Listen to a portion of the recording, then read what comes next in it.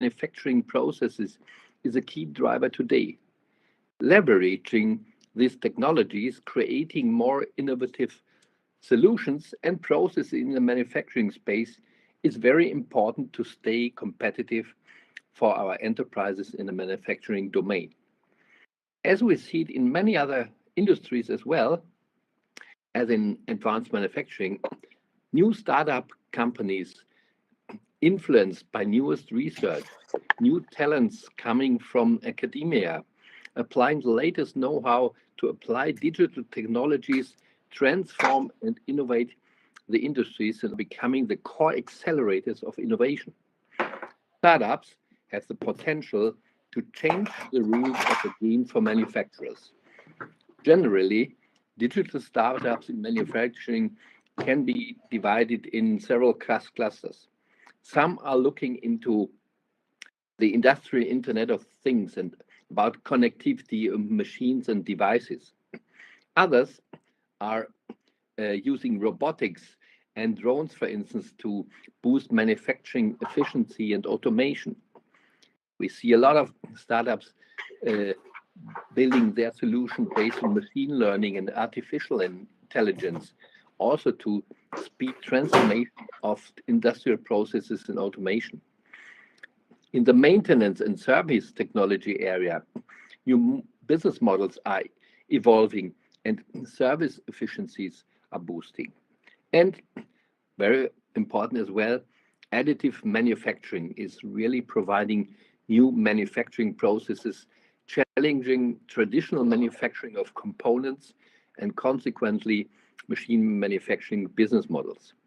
And last but not least, in combination with all these technologies, cybersecurity is also something where startups are bringing their value into the digital ecosystems of manufacturing. Adopting these startup companies and their solutions in the manufacturing domain and the ecosystem is hot and helps to innovate and transform in an agile way to keep the companies moving, staying competitive, and also creating new products and digitized services as well. Today, we want to discuss and have a deep dive into this topic, talk about startups and innovation they can bring into the advanced manufacturing space. So thank you for joining and have an interesting panel discussion today. Thank you so much, George, for those wonderful welcome words. Now it's my turn to give you a brief dive into who we are as an organization in UTech and what we offer to our advocates. So I'm going to be sharing with you my screen. Give me just 1 second. And I will appreciate if you can let me know if you can see my screen. Just a second. Okay.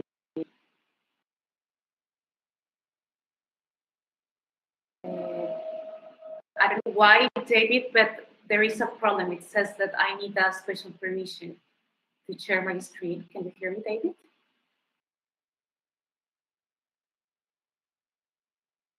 David? Hi, Maria. I think you have the right to share your screen. Can you try again? Yes, I have the rights, but when I'm choosing the screen, it says code 1136, permission to capture the screen needs to be granted.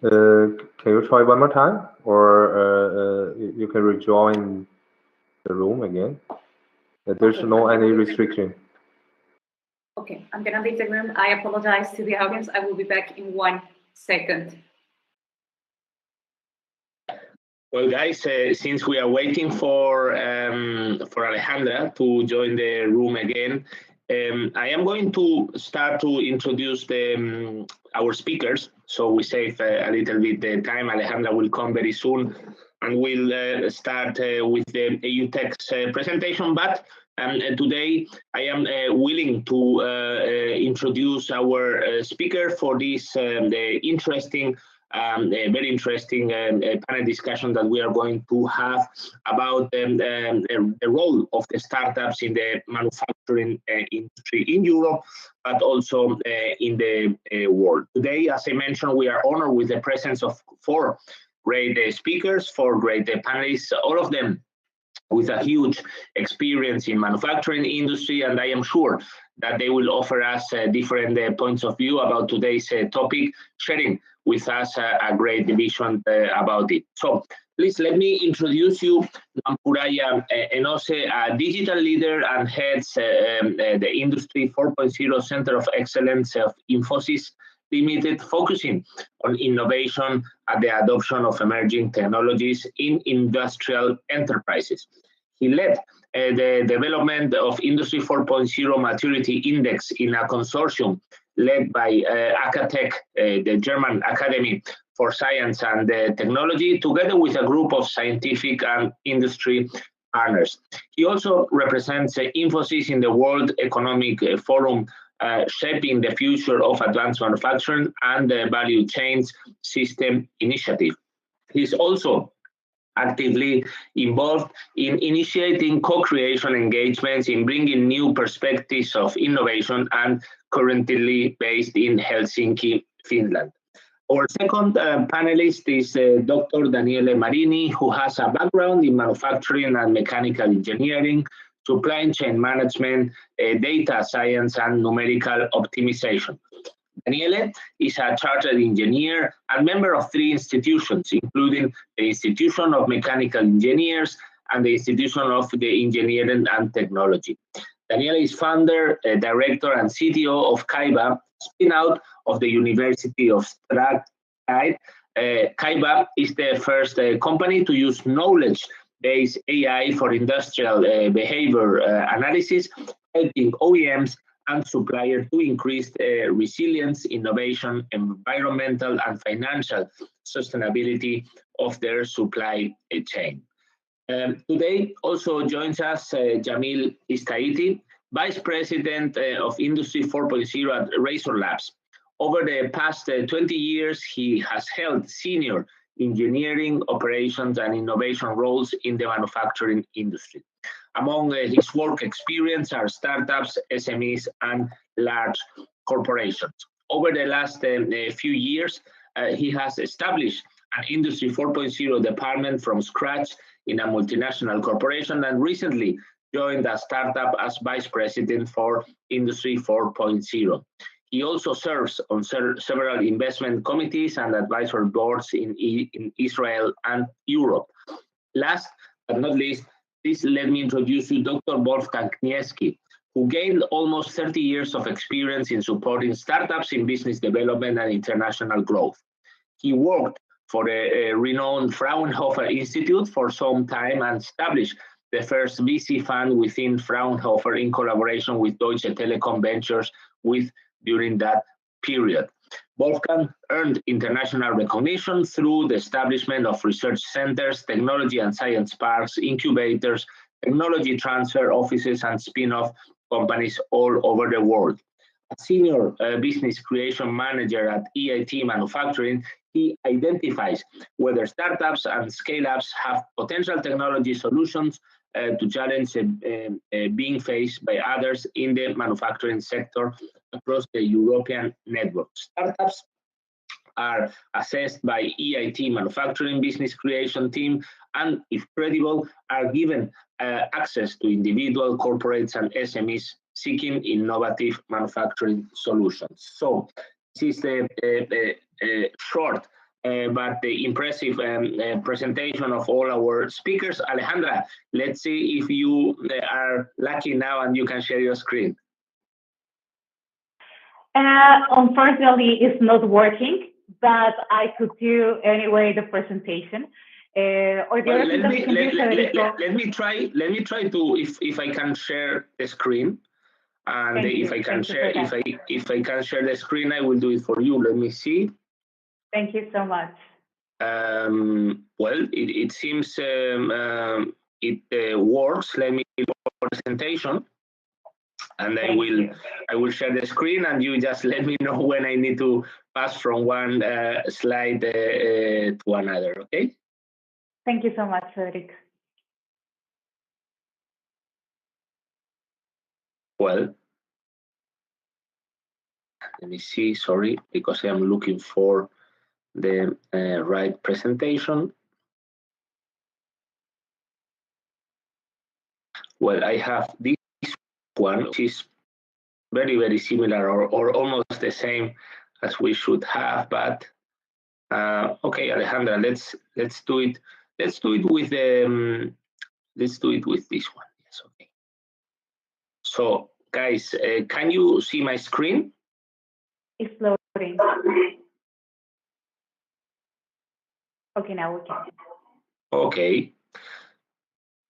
So, Alejandra. Okay, can you put it in the presentation mode because it's still small? No, I cannot, because if I make it full size, it will stop. This is a problem of my computer. Okay. Yeah. No problem. The people can enlarge it, can make it full size in their screens. Okay. Again, I apologize with the audience that I believe that this is not a problem to give you an idea and a closer approach of who we are as UTech and what we offer to all our members. So to start, I believe that one of the most important things is to understand that our main vision is the technology of life. Can you change the slide, please? Now, our mission is to actually enable business opportunities to European companies, but not only, as well, companies that are located worldwide. And we believe that those three main focuses in order to approach our mission is the competitiveness, the growth, and the sustainability. So it's more than just those business opportunities. It's as well about how we can actually create a positive impact through those activities, those initiatives, and those projects. And next. Regarding our structure, we have three different, let's say, sections. We call them alliances, and the approach is completely different. The first one is the regional alliances, in which what we try to do is to have a closer approach to that specific market. You know, business opportunities doesn't work in the same way that it does maybe in Japan or in Brazil and Germany. So because of that is that we wanted to have that specific area that will specialize in that territory and would take into consideration many aspects of the culture. In the other case of the second type of sections or alliances, we have the impact alliances. In here, what we do is to get deeper and understand how we can actually change the world as how it is today. One of these will be the case of the Women in Tech Alliance. Through that, we try to encourage women to have that more stronger role inside some industries in which we don't have that really big participation, but it is not because they are not innovating. Indeed, they are. It's just that we would like to provide them the opportunity to actually show the world what they're doing and all those initiatives that they're leading.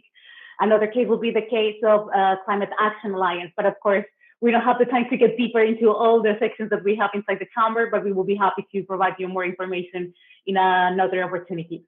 The third section that we would like to explain here is, go back, please. Back. The last type of alliance is the tech alliances. In here, what we do is to focus by industry and sectors, as it is the case of the manufacturing alliance, as it is the case of IoT or digital transformation. Next. Okay, we, as a chamber, we offer different tools and programs. One of those main focuses that we have inside this toolbox is to provide the opportunity to exchange with different people ideas, thoughts, and insights about those industries and sectors, and to understand how we can actually join forces and work together for the same purpose. So as you can see here, this is how some of our events in person used to look like. Of course, that with the pandemic, we haven't been able to do it so far, but we hope that this is going to happen soon during this year. And of course, we will let you know so that you will be able to come and participate in those big and great expos and summits. We have as well different events that happen online. And as you can see, this is a webinar in which we're going to be talking about startups at the Advanced Manufacturing Alliance, but as we do here with the Asia-Pacific Alliance, we do with the other sections that we have inside the chamber. So take into consideration that you can always participate in any kind of webinar or online digital talk that we provide. Next. Now, regarding our network, we actually have a really amazing platform. You are going to feel that you're going to be working around the corridors. It's like a three-dimensional experience. So if you have the time, just grab a coffee, get inside the platform, and you will see that there are many tools in order that you will be able to participate in different meetings with different topics and approaches. So I really encourage you to have a look to the platform and try to discover all those tools. Next. Okay, as I mentioned before, we do have this value proposition as a chamber in which we provide different tools and programs. All of them were created in order to satisfy your needs and, of course, to provide you the opportunity to grow, to expand, to meet that perfect partner and have the perfect match and understand how you can take the potential of your activities and your company even further. So if you would like to get deeper into this, you can approach Federico, you can approach me or another person from our team, and we will be happy to provide you more information regarding this. Next. Okay, so I believe that at this point, I would like to invite you to continue in touch with the chamber to follow which ones are our activities, the programs that we offer.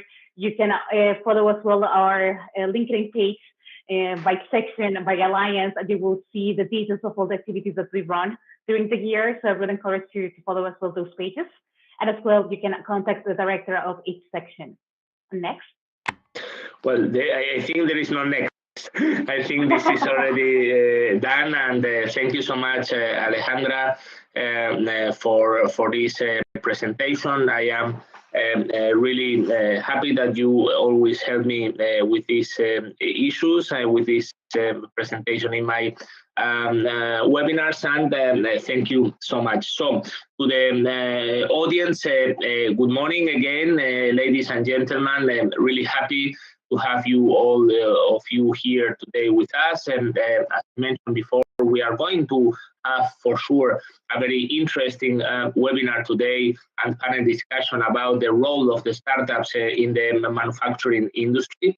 I already introduced you, our four speakers of today, and right now, without any more delay, let's start the panel discussion, and let's start to learn from our speakers. I remind you that you are able to ask questions. You are able to write your questions in the left side, upside of this room in the public chat place, and then please you can start to write your questions anytime. Don't wait until the end of the webinar, and during the webinar, or let's say in the last 10-15 minutes of the webinar, we are going to answer those questions if possible. So we are going to start with questions for our speakers first. So Wolfgang, good morning. Can you please explain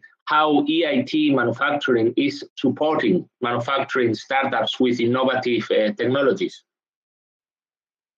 Yes, thank you very much, Federico. Again, good morning, ladies and gentlemen, distinguished audience of this excellent webinar. So my name is Wolfgang Kniewski. I'm Senior Business Creation Manager of EIT Manufacturing, and the mission of EIT Manufacturing is to foster the competitiveness of European manufacturing industries. We move in the so-called knowledge triangle between education support, innovation support, and business creation support. And what does this mean?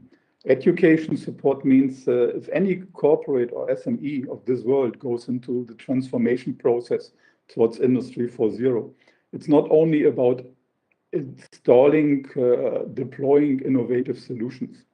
It's also about accompanying the knowledge on the management level and also on the workers level. So installing innovative solutions needs the reorientation of forces from labor-oriented to this needs upskilling. This means also reskilling. And this is why it's important to deliver education service, professional innovative master or postdoc programs to accomplish this upskilling and reskilling. The second area, in the innovation area, support the deployment of innovative technology from the prototypes, commercial prototypes, technology readiness level 6 or 7, into real applications in the market. This means we support corporates and SMEs innovation happen by helping assessing innovative technology. And finally, in the business creation sector, we help startups and labs from all over Europe to internationalize, to scale on international level, to access international customers, and to access international finance sources. So to summarize, why we work with startups and scale-ups in the manufacturing sector is the manufacturing sector is the sector that drives the European economies. It has the highest percentage of contribution to the social growth and to the social products in Europe. And in order to keep this contribution to our welfare, to our economic development, we have to work with startups and scale-ups to deploy the innovative solutions and to make innovation happen in the market. You may now ask, but there are so many players, accelerators, incubators, tech centers that help scale-ups and startups. What is EIT Manufacturing doing? What is the added value? I explain it always with a very easy explanation.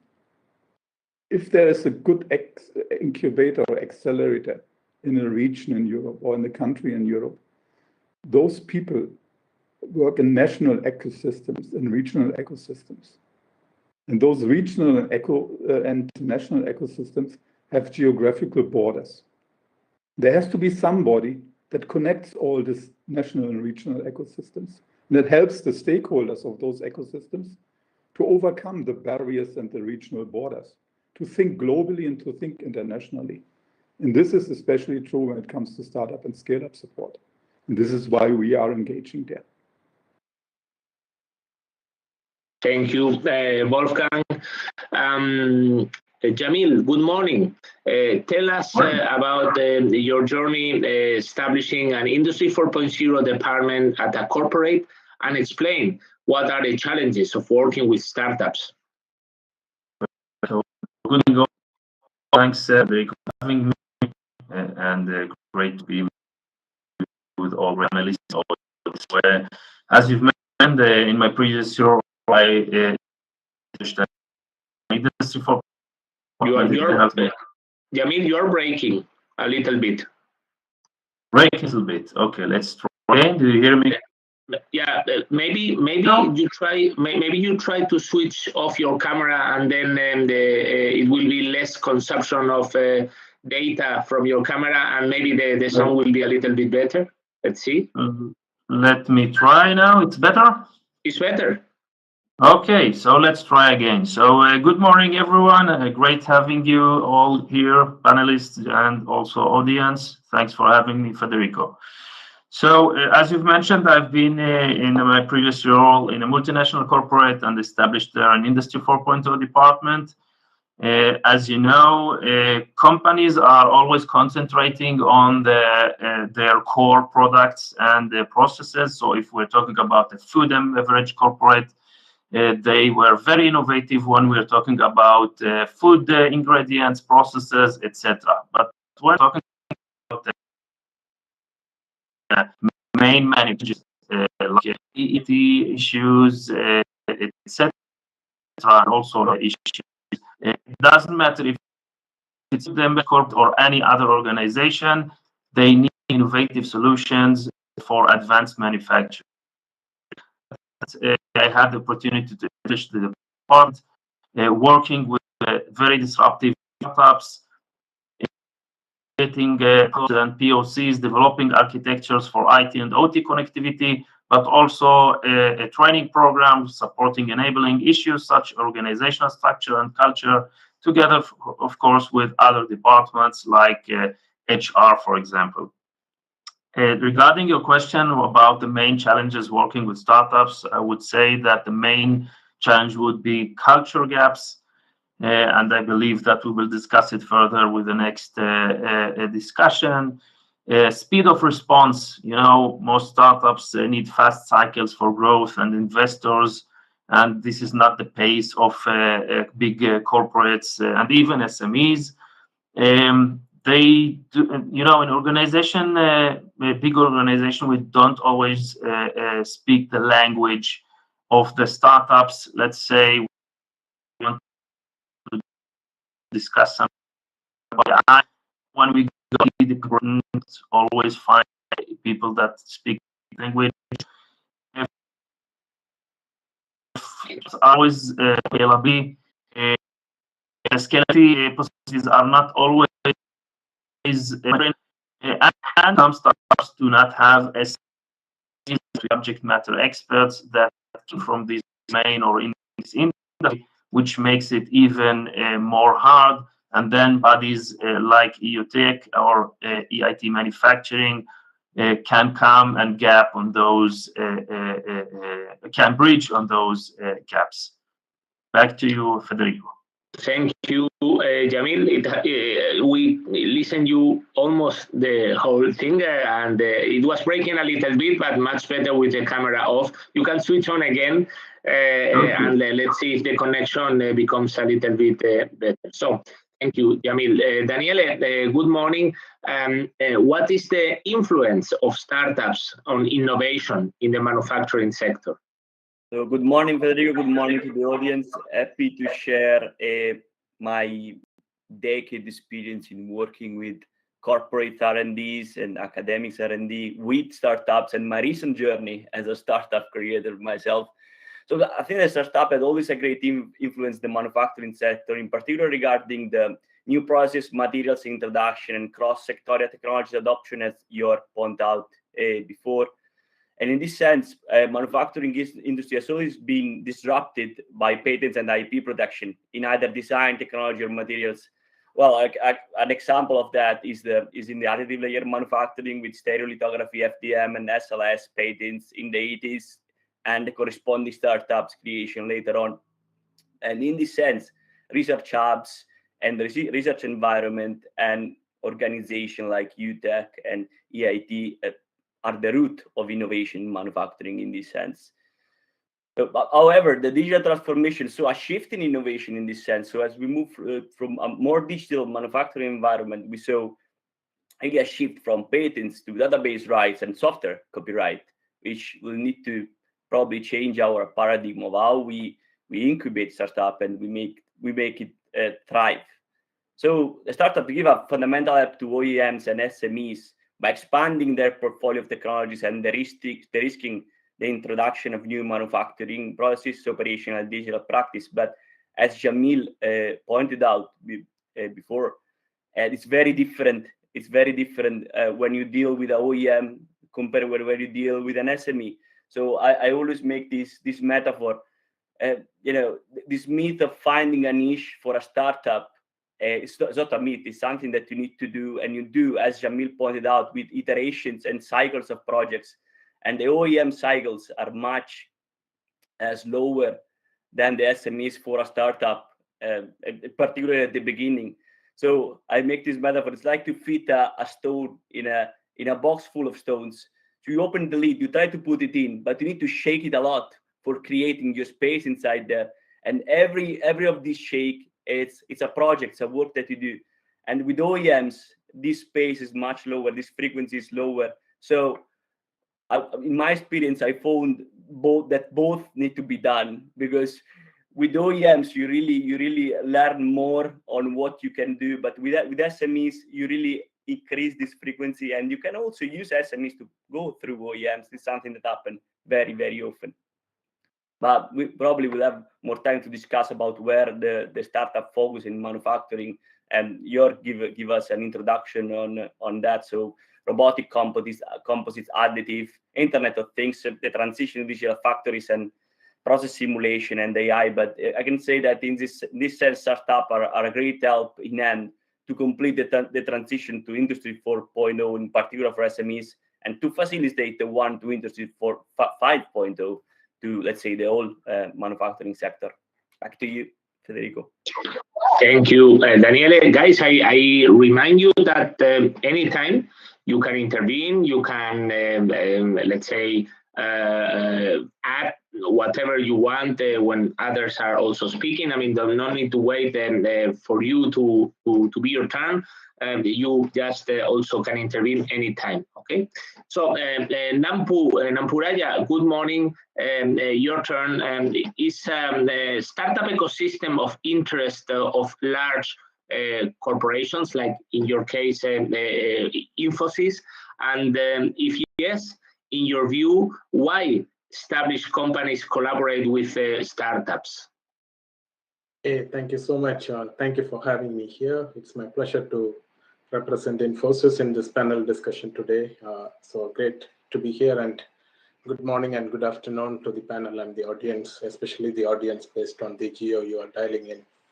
So why ecosystem is of interest to large corporations, especially here in the context of Infosys. So no matter how large the enterprise is and how well they drive innovation, in this case, I'm talking from Infosys, we are a 300,000 people company.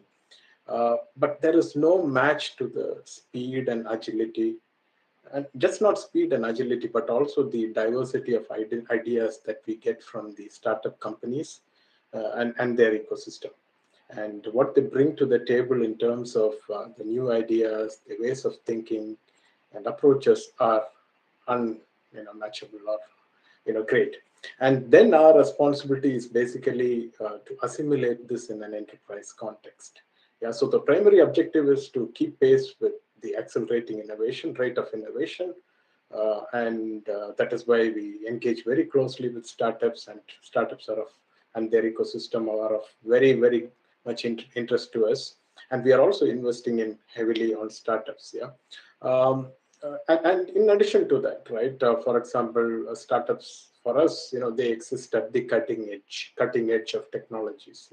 So by nature, they are working to create what you call as the next big thing, or they are looking to always spot the new trends and maximize the insights on maybe some of the future customer demands, so that they can get the first mover or competitive advantage. And this is what is of interest to us.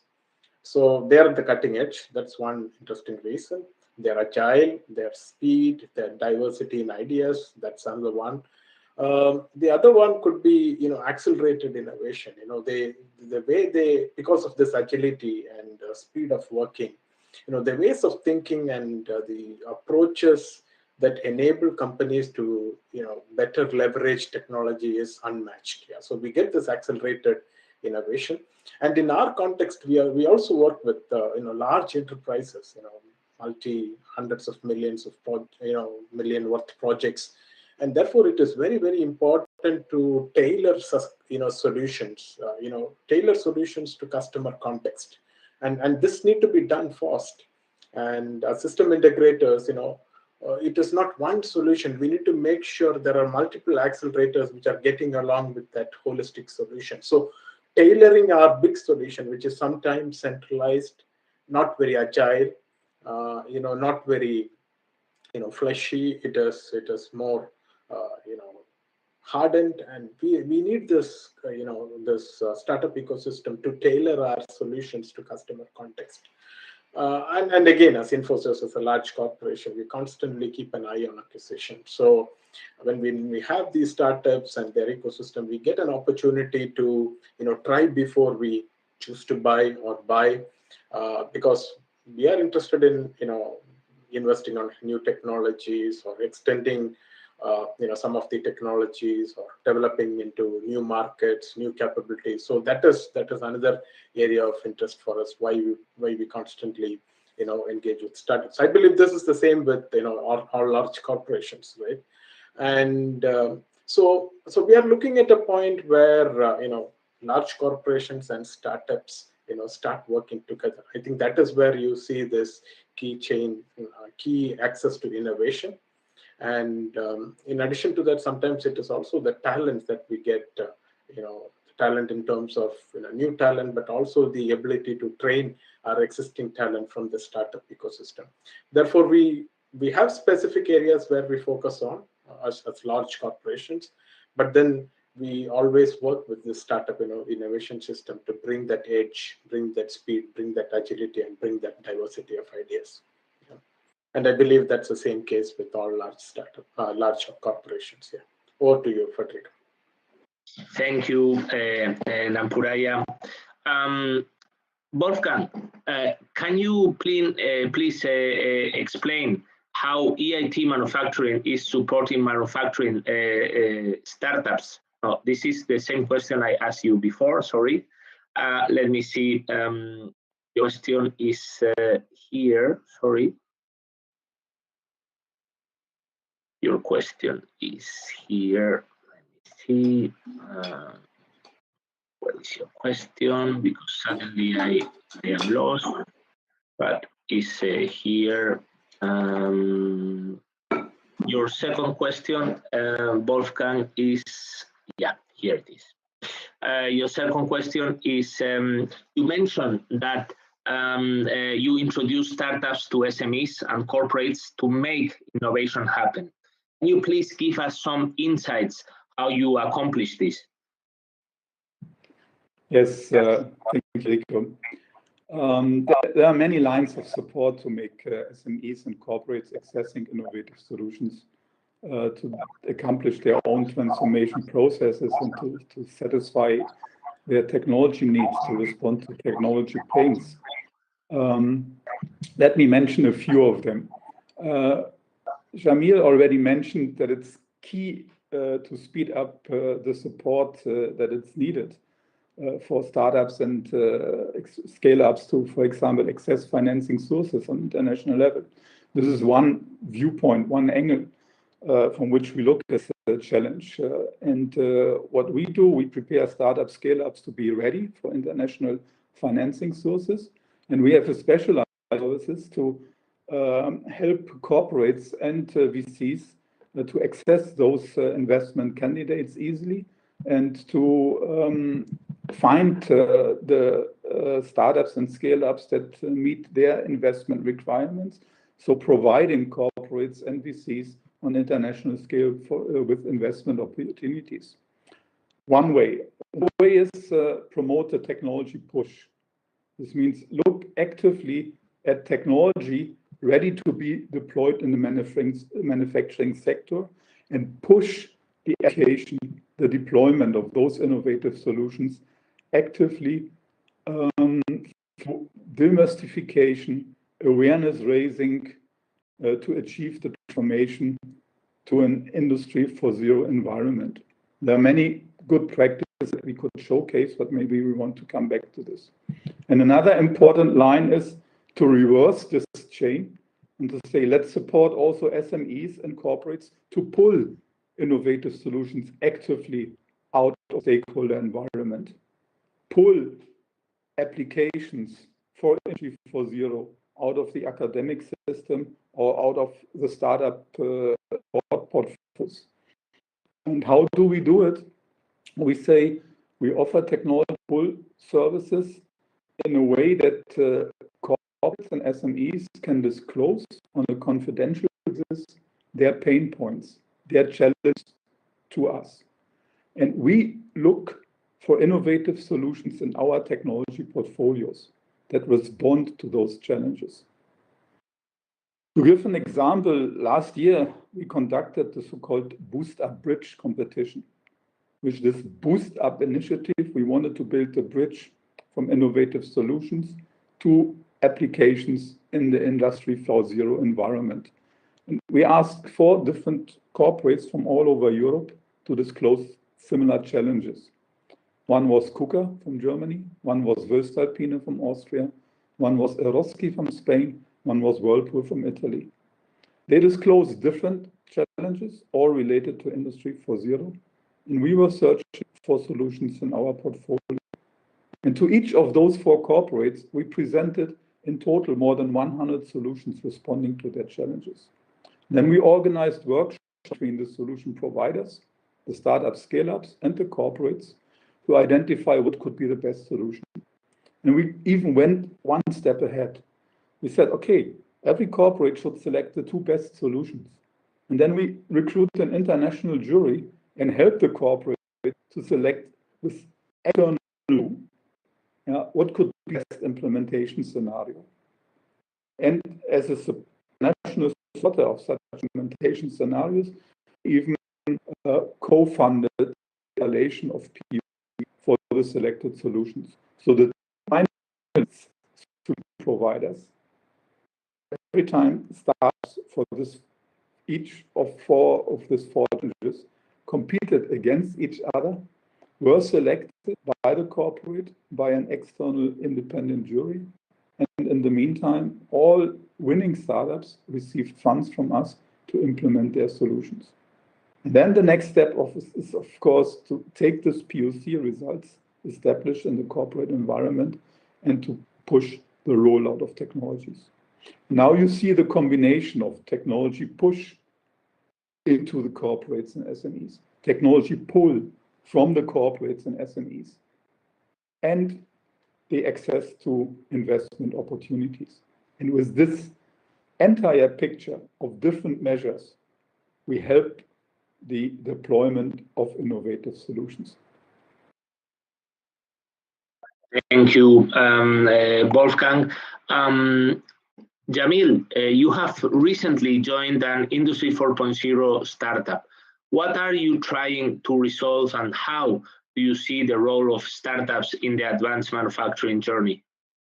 Okay, let's try this time with the camera. Do you hear me well? Yeah, okay. Until now, yes. So I've joined Razor Labs, which is an AI company dealing with predictive maintenance for industrial organizations before 6 months. And just to elaborate on one Wolfgang mentioned, Razor Labs also joined EIT Manufacturing in the last few months. And I totally agree with the examples which he gave in his discussion. And I think that one of the main things that startups are lacking is the product market fit. And one of the amazing things that a platform such as EIT Manufacturing can give, and also the UTech, is bring the startups to work on real challenges of real organizations that can scale up this solution and the product and can evaluate the feasibility and the extension of such solution in a real market, not in a lab scale, which is very, very important. What Razor Labs brings, and this is also a very important issue as startups, is the combination of the technological uniqueness and expertise, but also the domain expertise. So if you're talking about preventive or predictive maintenance and AI, you can find many technologies and many vendors, and also the large vendors has what we call APM, asset performance management systems, and they have also predictive analytics and predictive maintenance, but at a high level. When you want to develop the last mile, this is exactly where startups can bring the value, and this is the place that they can bring the edge of technology, edge solutions, and the domain expertise in one specific or 2 or 3 domains. Razor Labs decided to concentrate on the mining industry, on the power utilities, and on the manufacturing industry. You can't concentrate on all of the world. So when you focus on something, you bring the last mile, you bring the product market fit, you work with the ecosystem. This is the key of success, and this is the way I believe many startups should adapt and go forward. Back to you, Federico. Jamil, Daniele, what skills are currently lacking or are in need of developing among the manufacturing industry workforces that startup may help with? Well, I can cite here a recent survey from the Institution of Engineering and Technology from 2021 and some data from the EU Digital Skills and Job Platform that say that the industrial data and data analytics, in particular ICT specialists, and are the figures that are most in need in the manufacturing sector, together with industrial AI and machine learning engineers and scientists. And surely this is not by chance that most of startup revolves inside those areas and are indirectly driven by the successful evolution of their predecessors and the industry itself to focus on that. So really, this is something that the startups provide, as both Wolfgang and Jamil pointed out before. But we saw also that there are some other areas where startups are getting into that are really complementary with the skills gap that is present in the manufacturing sector. For example, the environmental sustainability and design for life cycle assessment, or material science in very niche sectors like nanomaterials or composites. But also some specialist technology expertise like additive manufacturing. For example, we saw a lack of knowledge or something that could be complemented in the sector, in particular into path programming, in additive manufacturing, and the redesign and design for additive is something that a lot of startups are focusing on. And same things for other sectorial design and expertise like hydrogen, electrification sectors. Skills are something that the startups are focusing on, and of course the particular important area is that the data-driven manufacturing giving a fundamental contribution to the overall upgrade of the workforce in manufacturing. Yeah, that's it. Up to you. Daniele. Next question for Nampuraya. Nampuraya, how about the startups? How the startups can benefit from collaborating with large corporations? Yeah. Hey, thank you. That's an interesting question, because in the last question I explained why large corporations are interested in startups, and I also explained the discipline of speed, agility, and diversity in the type of ideas. So when you now talk about startups, how startups start benefiting from large corporations like Infosys or large corporations which are our clients. Firstly, again, I'll come back to the speed, agility, and diversity in the type of ideas. So startups are very clear that they bring this value to the table, and they are very confident on that, and they have a clear value proposition. But what these large corporations then try to, like Infosys, we try to help them is we give them the scale of market, the market scale, because we work with these startups, as I earlier said, to jointly, go to market, and we give them access to our global customers, and also this cross-industry, innovation. So we work across the industries, just not manufacturing, but you see the ability to bring innovation, which is happening in a particular industry, in a different kind of industry. For example, even if you look at Industry 4.0, most of the, Industry 4.0 solutions are today, talked in the context of industrial manufacturing. But if you look at B2C enterprises, these are the enterprises, be it retail, banking, and these are the enterprises who had adopted technology in a big way in the last decade or so. And now when you are trying to see this core engineering industries or core industrial enterprises adopting technology in a big way, they are also stretching their value chain. They are going beyond B2B to B2C, and you see customers have very good access to early access to their product design or some ideas or traceability into the value chain. So you would be able to bring in a lot of these innovation that had happened in B2C into B2B enterprises, but very contextual. But like Jamil said, right, it is just not plain vanilla, but we need to bring it in the customer context. So we are able to give these startups, startups are able to see this benefit in terms of the market scale, access to global customers, cross-industry innovation, jointly going to market with large corporations. And it's the same thing with Infosys. We try to adapt their accelerators or IPs or solutions into Infosys larger solutions. So we have a joint marketing strategy related to specific industry groups. So this is on the market scale. The other interesting dimension would be that everyone would definitely understand quickly is the financial scale, right? Because as large corporations are trying to nurture, that would be the right way to say, or handhold these startups, they start investing at early stages, typically late Series A or Series B, capital, early stage capitals, which these large corporations are able to provide. And at a time when you need to see the startups growing, because they are able to bet on these startups because they see a proven offering or a niche solution that's coming out, and it is also fitting well with their larger strategy. So they are able to get this financial scale that again only large corporations will be able to provide. And also the technical scale, for example, if it is a type of service company like Infosys, we provide startups with the access to global pool of engineering talent.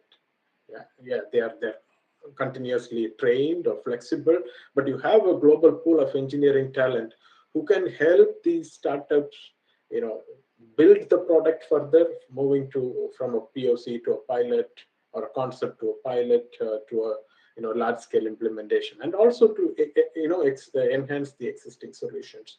So these are some of the things that we are, startups see a great value, from large corporations. And today, innovation is no more something that is happening at the ivory tower or the corporate headquarters. Enterprises or large corporations are seeing or wanting to democratize innovation. This is a evolving phenomenon, right? So that is where where large corporations can plug these accelerators or plug these startups into their larger ecosystem. And that would be a good value proposition or a win-win proposition, both for the large corporations and in this case, very specifically for startups. And they would see this ability to scale so quickly on some of the niche areas that they're working on. Yeah. Back to you, Frederico. Thank you, Nampuraya. Wolfgang, you talk about the technology push and demystification. Why do you think that the decision makers in manufacturing industries have to demystify it? Yeah, great question. Thank you, Federico. So I mentioned already that many barriers exist that prevent especially SMEs and mid-cap companies to accomplish their transformation into the connected, innovative manufacturing environment and to achieve efficient, effective, and also sustainable manufacturing processes and value chains. One of those barriers is the lack of awareness on what innovative solutions to be applied. Let me give an example what I mean and how we overcome this barrier. I will follow again Jamil, who mentioned AI for predictive and analytics. And I want to use the same topic to illustrate what we do when we want to mystify. So predictive analytics, when things have to be stopped to do maintenance in time in order to reduce scrap production, or in order to accomplish an efficient allocation of resources, organize, reorganize lots, organize shifts of workers, and so on and so on. But even if the SMEs knows the benefit of predictive analytics or predictive maintenance, there's still the question, how do I get to it? How do I install, implement solutions that fit to my specific environment, that solve my specific pain points? And there are many, many options for a decision maker in an SME or mid-cap company. Shall he wait that his as an ERP provider has a new module, upgrades the system, and provides the functionality through a new ERP system? Or shall he go for a platform solution that integrates predictive maintenance functionalities with their ERP, with the MESs, with the steering level of applications? Or shall he go for a pure software solution, software as a service deployed in the cloud, installed at their own premises? It's a big choice. Yeah, is it waiting, acting now? And if I act now, how is the technology integrated vertically into the systems that are already existing? How is the new technology integrating horizontally in the entire chain of the manufacturing process? Many, many questions. And this is why we have to provide general answers on those questions. This is why we have to demystify. And let me give an example how we do it. At different locations from all over Europe, we work with innovative ecosystems that have access to the regional SMEs, regional mid-cap companies, and regional corporates, and also that have access to regional solution providers. We add the international view. We add the corporates of our networks. We add the startups of our networks. So we have an agglomeration of solution providers, like startups or even academic, and we have a combination of people having the same pain point. And then we select one specific technology topic, for example, AI for predictive analytics, or new robotics automation solutions, or cybersecurity for manufacturing, or how to reduce the carbon footprint. So many, many different topics can be selected. And for this one selected topic, we select 6, 8, 10 solution providers from the local environment and from our national environment. And we let those solution providers present their solutions. And if we select 8 startups to present their solutions, we don't want to see startup pitch decks. We only want to see a presentation of their use cases, what they do successfully in Industry 4.0, and how can others benefit from this. And the audience is recruited of SMEs, corporates, and mid-cap representatives. They see the solutions. They get, as we say, the aha effect. They learn on the spot. They share experiences that others made already. And it's not only this. This is only 1 hour session to present use cases.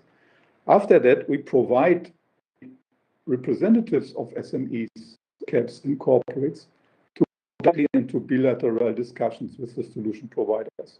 We organize matchmaking of its own kind. And when they start talking on the spot, they create a relationship. And the corporate representatives sees, here is a solution that I can apply. This is where I want to go with. With this kind of technology push initiative, with this kind of awareness raising, with this kind of demystification, we create a lot of business. We help corporates, SMEs to access technology faster and responding to their access pain points. This is why I like this scheme, and this is why I thank you very much to give me the opportunity to illustrate this here at this nice webinar. Thank you, Wolfgang. Jamil, please. You're on mute, Jamil. Yep, now it's okay. Now. Thanks, Wolfgang. I would like to elaborate on the things that you've mentioned. I totally agree. We're talking about awareness. We're talking about executives' mindset. We're talking about change management. And I think that we have one of the global experts, Nampraya, here that can even share with us a little bit about the maturity index study of the Acatec, who exactly was developed for such a challenge, how manufacturing organizations can assess their organization to get the status quo, to develop a roadmap, to put all the gaps on a roadmap, prioritizing those activities and putting the linkage between the activities, because it's very hard to have a clear vision, where to start, and how to do each step, because we are talking about a very complex situation with many aspects of resources, IT systems, organizational structure, and culture. The last two are, in many cases, not under scope almost at all, and many organizations fail there. And I think it's very critical to have this roadmap in parallel to the activities that every organization is doing with the pilots. In my previous job in the corporate, I had 1 year of awareness, and suddenly I was stuck because I couldn't scale. And only after organizing my roadmap, I could make the progress for the next step, and organizing the roadmap and executing it and getting budgets and run forward. Thank you, Jamil, for your comment, and we will continue with you. Jamil, what startup need from companies to establish a win-win collaboration? Okay, now I will put the hat of the startup, not the corporate guy. So I think it's a long list. I think Daniel maybe has 100 points to mention it, and also the rest of my colleagues here. But if I want to mention 5, 6 bullets, let's say, I think that one of the main challenges is to have a clear definition of the problem/challenge. Many startups come from their technology. They are in love in their technology, and not always fitting the challenges of their customers or their market fit. So we need a clear definition from the manufacturer, what is his pain point, and not what he's looking for as a technology. Don't talk to me about AI. Tell me what you want to resolve, okay? Available resources. When we talk about available resources in manufacturing or corporates or even SMEs, they are always busy, and I'm talking about the human resources, the technical experts that we need them, the internal SMEs that they have in the organization, but also the availability of the assets, the manufacturing machinery. Everyone is running around uptime. Everyone wants to improve his OEE. Suddenly you come as a startup. They don't have time to plug your connector or to connect your software to the system. So it's a paradox that someone needs to resolve. Of course, budget. Startups are need a budget to at least cover their costs. To have in the big organization a single point of contact, a project manager that they can work with, and not starting working with the CEO, the plant manager, the quality manager, the procurement guy, because they get lost. It's very important to have also a sponsor, an executive role in the organization who is always looking at the North Star, not only at a single point of a project or technology to resolve. And the last but not least, of course, it's the change management activities that we've discussed in many organizations. It's the operational excellence guys who is leading this, or if there is an Industry 4.0 department, sometimes always also supporting such activities. Back to you, Federico. Thank you, Jamil. Daniele, what are the key areas of focus for startups in the manufacturing sector? Thank you, Federico. And yeah, I think that we need to make distinction, and something that will follow up all our panel discussion is that the manufacturing sector is not one real sector. It's very different. Yeah. And in here, I'll bring my experience for working with the National Manufacturing Institute of Scotland.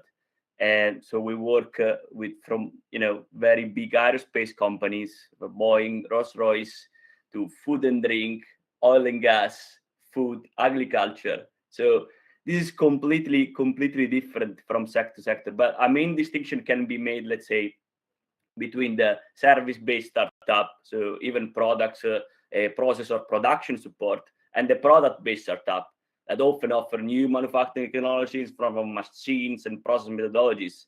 So if I can probably summarize in few areas, that the one that are more interesting and the one that we saw more frequently regarding manufacturing process, probably robotics it's one of the key one, in particular cobots, to improve process safety and efficiency and process such as packaging, assembly, and welding. This is a very key area, together with additive, as was mentioned before. I can say on additive that the main focus right now is on technology enhancement, so increase process speed and increase workable size, and increase and decrease workable size in terms of precision, and also on the process that involve composites, both ceramic and matrix-based composites, targeting both the structural lightening of products and energy storage, which is a very big issue.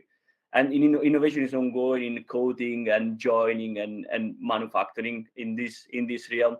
While regarding services, we already talked a lot about manufacturing, but industrial Internet of Things and digital factories, very configurable factories is something that we target, constantly, with PLC sensor integration to enhance automation, monitor production performances, and integrate systems, which is very important because, as we mentioned a lot, AI, this is propedeutic to AI application, and augmenting reality is something that will happen in Industry 5.0.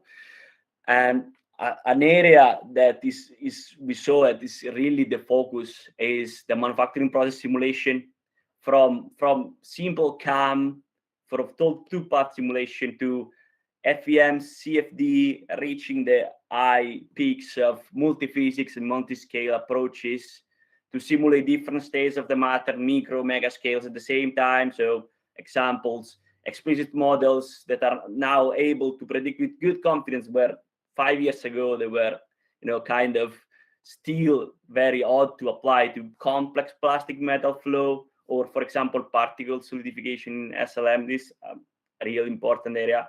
And something that has been mentioned, and Jamil is working on that, is AI for predictive maintenance, and something that is very new, AI for enhancing meteorological inspection, something that aerospace is very focused on, in particular for automated defects and crack detection in aircrafts. And of course, the next step, which is where my startup's focus on, but is Industry 4.0, the augmented decision-making, the collaborative AI, the data-driven manufacturing that helps really make decisions that are based on data and human ingenuity in both manufacturing and supply chains. And in this sense, the augmented and virtual realities are tools that a lot of startups will come up with in the near future. Thank you, Daniele. Nampuraya, does Infosys have a structured approach to engage with startups? Yeah, and definitely I will a little bit talk about it, but before that, I'll also pick up what all the three panelists are alluding to, right? So when we talk about manufacturing enterprises or industrial manufacturing in that context, it's a different beast of altogether, right? So we are having, it's not a greenfield project again. You have multi-vendor products, multi-vendor devices, multi-vendor protocols, or even non-standard protocols. And we are talking about legacy systems which has been there for so many years, and different disciplines. You have the IT, which basically is responsible for business applications, business process management, which is primarily driven by the ERPs. And then you have the operation technologies, the DCS, MES, the PLCs, the SCADAs, and then you have the engineering systems and the engineering data management system, especially for plant engineering, where you originally built the or designed aspect of it, because we are talking a lot about digital twin and sort of use cases. So I think this is a different kind of paradigm altogether, and all these focus areas, like what all the three panelists mentioned, even Daniel lately, right? Robotics, additive manufacturing, simulation and modularity and all those things. But it is also very important to contextualize, right? Because in fact, for example, Jamil very specifically touched upon predictive maintenance. Yes, it is good to do an interesting AI or an interesting predictive model. But unless you bring in the domain knowledge, the process knowledge, in fact, we don't even call it as data analytics anymore. We call it as engineering analytics. That is when you see this value, right? And then the aspect of interoperability, right? Because you have IT systems, you have OT systems, and you have and the engineering system. So IT, OT, ET interoperability. Cybersecurity is another interesting area. It is just not enterprise cybersecurity, but security at an industrial grade. And these are systems which have always worked behind the firewalls or even you call it a demilitarized zone. And now you want to bring them and expose their data out in the enterprise. So it's very. I also brought in this context of how we have a structured approach, because these are some of the focus areas for us, right? And that is where when we have a structured approach, there are some strategic focus areas where we focus on, but we also have a structured approach to engage with startups in these areas, because we partner with them at both at early stage and mid stage of their startups, aligning to Horizon 3 technologies, as long as it is able to address some of these things that I talked about, be it AI, cybersecurity, automation, IT, OT, integration, augmented reality, virtual reality, blockchain, but in industrial context, right? So that is the broad focus areas, and we have a very structured approach to partner with startups in this context. And we have a few structures around it. For example, Daniela, maybe you had some comment there, or did I move beyond what you wanted to comment? Daniele, you want to intervene? Yeah, no, I will just agree with you, Nampurai, on what you were saying. And I wanted just to mention one of the first things that I heard from the CEO of the first corporate I worked with in UK, that he told me, we don't want solutions looking for problems.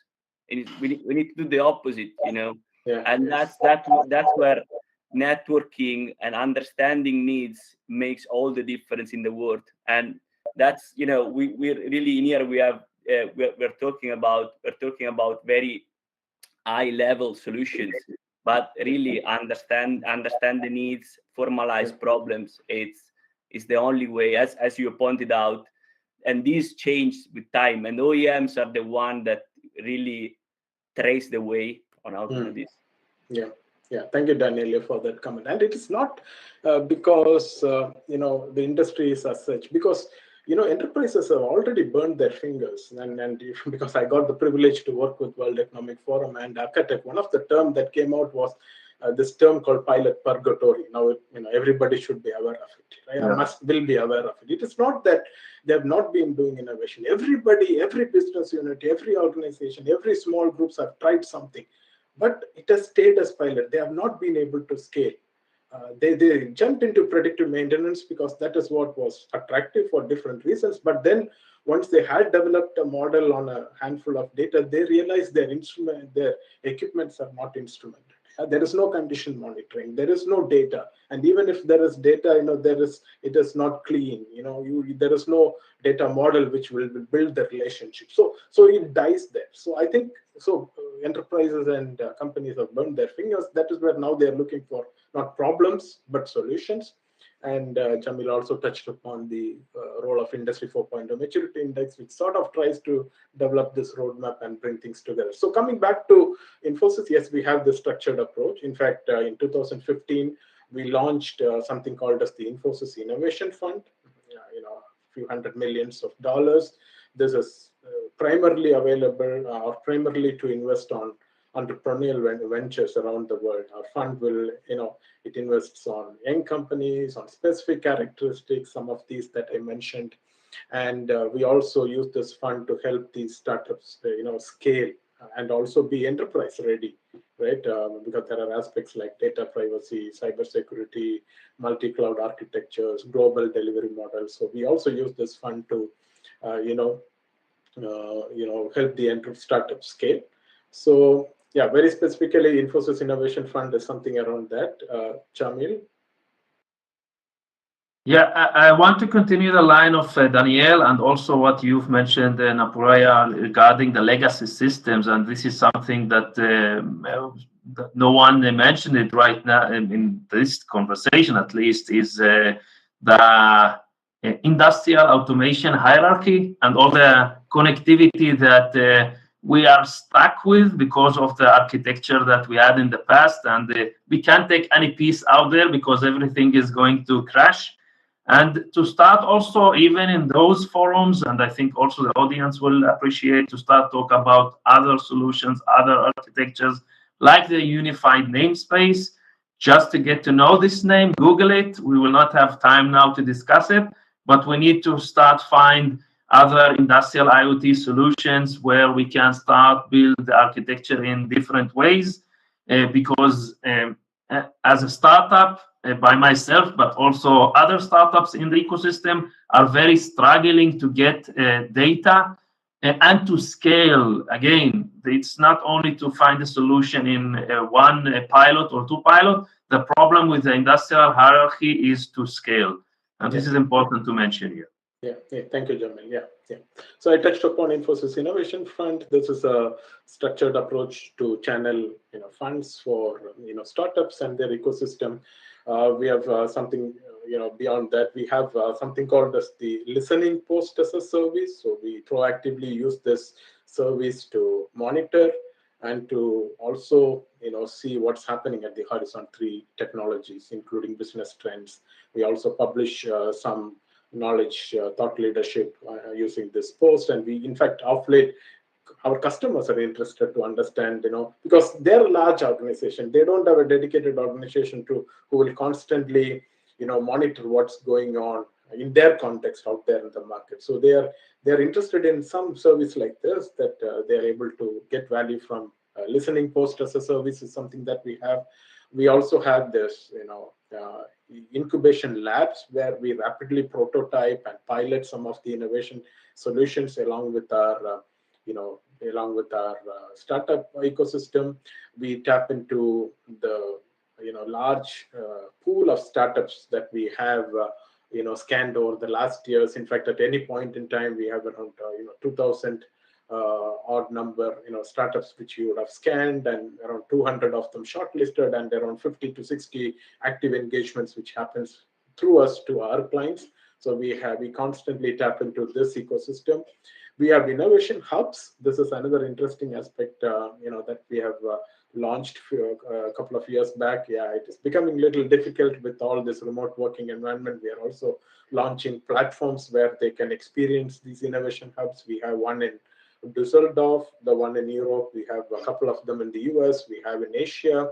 So these are global innovation hubs where we allow the startups to work together with us, and also a collaborative environment or a co-creation environment. So you have the customer, we have Infosys, the technology partner, you have startups. They are allowed to work together in a ecosystem on a specific problem to find value of from a challenge. And then we also use this hubs to translate these POCs or a pilot into large-scale deployment aspects, right? And in fact, of late, there is also interesting inquiries from the customers to set up these labs within their environment. And we call this as living labs. We call this Infosys Living Labs. So this is also getting a lot of traction. We have a couple of implementations already for some of the aircraft carriers, and other automotive manufacturing companies. So these are different structures which we use primarily with the Infosys Innovation Fund that is available, which can be channeled on all these different aspects that I just explained. Yeah. Thank you, Nampuraya, and also all of you guys for this, let's say, interaction that you had. Wolfgang, one more question for you. Do you see other barriers why especially SMEs in Europe hesitate to implement innovative manufacturing solutions, and what prevents them from moving towards Industry 4.0? Yeah, thank you, Federico. I just want to add here with my answer to what Nampuraya just said. So in Nampuraya's answer, it became very obvious that the corporates are well prepared with structural approaches how to work with startups. So we mentioned elements like CVC funds, like innovation scouting schemes already established at the corporate level, with a lot of KPIs for screening startups, screening innovations coming from the startup ecosystems or for the academic environment. Mentioned innovations, incubation labs, co-creation events, living labs. They're all available, but this is available at the corporate level. This is not available at the SME level. And this is why we respond to this gap with this illustrated technology push and technology pull events, to increase the awareness raising.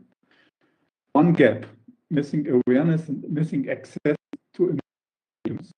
Second gap, I already mentioned, the next development. Need further develop labor-oriented workforces now into workforces. Blumen workers that are now able to dashboards for decision making. And we experience another, which we call there's an implementation barrier. Who is the person responsible to implement this innovative solution? It's not the CEO of the SME. It's not the CEO. And the skilled worker on the shop at the assembling line. This product management function doesn't exist. Sorry, Wolfgang. You are breaking a little bit. Let's try before solution with Jamil. Let's try to switch off your camera to see if you are not consuming so much data with your video, and we can listen to you better. Let's see now. Okay. Do you hear me better now? That's better. Okay, super. So to summarize, I talked about the fact that the awareness is missing and the ability of SMEs to access technologies is missing, as it was illustrated by Nampuraya and the other speakers. I talked about the second big barrier, which is the skills development, the reorientation that is needed from labor-oriented workforce into knowledge-oriented workforce. And I see a third gap is the implementation barrier. Who takes responsibility at the SME? Who has the product manager function? Who makes all the integration? It's not the CEO, it's not the CTO. And if there's a cybersecurity guy responsible in the SME, he will lift his arms and say, oh no, not me. There's additional security risk if we go for this and this technology, maybe even coming from the cloud. So you need this skilled function. I think there is an opportunity to buy this expertise from the market, but this is definitely a gap. And of course, there's the financial gap. The SMEs have to provide the finance and have to be aware of the return opportunities in terms of additional profits, cost reduction, scrap reduction, contribution to reducing the carbon footprint, and so on and so on. And to respond to those needs, I mentioned already that EIT manufacturing is moving in this knowledge triangle between innovation support, education support, and business creation support. And we have also financial schemes. We have a financial scheme targeting SMEs, providing transformation funding only to SMEs with less than 50 people. And we have innovation funds that help to build consortia to develop technology readiness level, several prototypes into real applications, and also SMEs are eligible for those programs. I think these are the four big pain points and the four big barriers in the SME world that prevents using innovative technologies.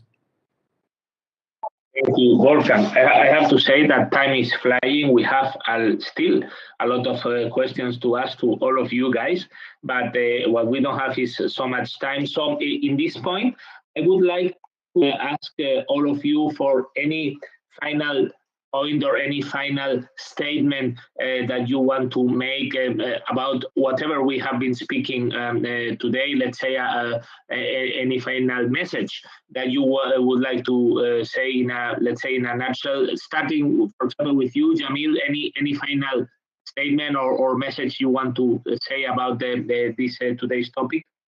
Yes. For SMEs and corporates, I think everyone needs to point his North Star where he wants to get to develop a roadmap and budget it and execute with the right teams. For startups, because of the gaps that Wolfgang mentioned regarding the skill gaps and organizational structure at SMEs, startups in some cases need to have some internal experts to bridge this gap in the meantime. Those industrial SMEs, what we call, that understand the customer, the process, the ROI issues, that can guide the startup and bridge the gap in order to be able to scale. Thank you all. Thank you, Jamil. Daniele, your final statement, your final message to the audience about whatever we have been speaking today. Yeah, I think it was a very great discussion. Surely we could elaborate much more about, each of the subsectors and the barriers that there are, and how to, and how to overcome them, and how different, as we pointed out, is to approach our OEM and an SME and a supplier in a sector from one to another, and our startups are in needs to network and to access to funding to move their TRL up the way quicker and be able to really help solve the needs of industry. And organizations like Wolfgang and like UTech are helping that a lot, but more needs to be done for leveling with other sectors that are moving much quicker, like pharma or tech. I know that these are really the one that leads the way, but we need to learn a lot from these sectors, even in the cross application and translation of needs into, there is a quantification of needs, which is difficult, but really try to understand what is needed and bring it back to what can be done in terms of support. Thank you, Daniele. And Puraya, your final statement, your final message about this topic? Yeah, sure. So summarizing our discussions, the point I wanted to make is this. Yeah, so an enhanced collaboration, or you even call it sometimes co-creation, between startups and large corporations is definitely going to be the key for innovation. Because think of the possibilities for innovation if large corporations and startups, come together with their unique skill set. It's going to be a win-win situation. But two things need to be done. Large corporations should start moving towards startup to see how they can, engage or even accommodate them into their larger deals, larger ecosystem. And it is a responsibility of the startups to move a little beyond, technology or niche areas into solutions which can solve problems. So I think that is what would bring this large corporations and startups together. And when they come together, I think there is going to be innovation. Yeah. Thank you, Nampuraya. Wolfgang, your final message, your final statement. Yeah, thank you. I think this webinar shows that there's a common understanding that manufacturing is an important contributor to European competitiveness, to European growth and wealth. And there is also common understanding that SMEs especially play an important role, and that it's key to keep SMEs innovative and to support the transformation processes into Industry 4.0 applications. And it was also very, very clear that there are instruments available at not only at the corporate level, but also for the SMEs and the mid companies to make innovation happen. And this is why I think my summary is SMEs of this Europe make use of these instruments. Yeah, you see them all over the places. Make use of the instruments, transform, go to innovation. We are there to support you.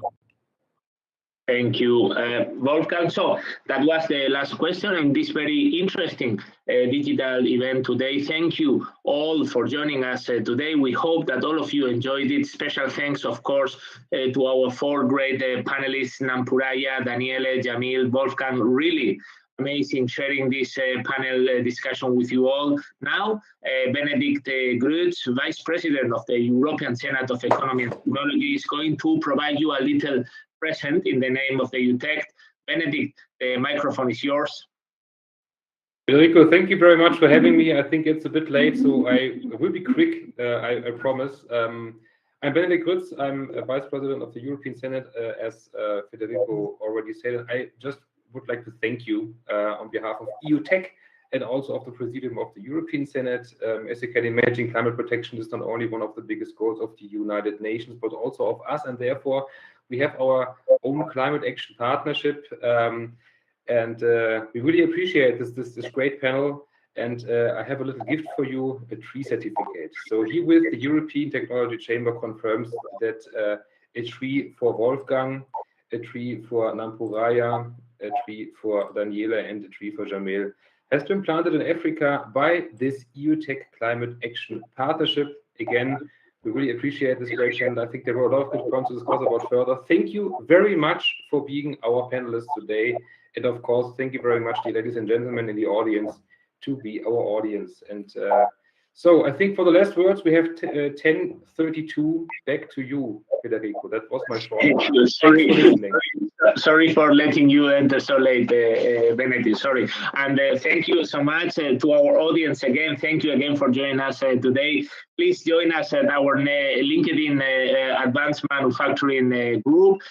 We hope to see you soon at our next events. And always remember, technology of risk. Thank you. Keep safe and take care. Goodbye. Thank you. Bye-bye. Thank you. Bye, everyone. Thank you. Bye-bye. For your time. Bye-bye. Bye.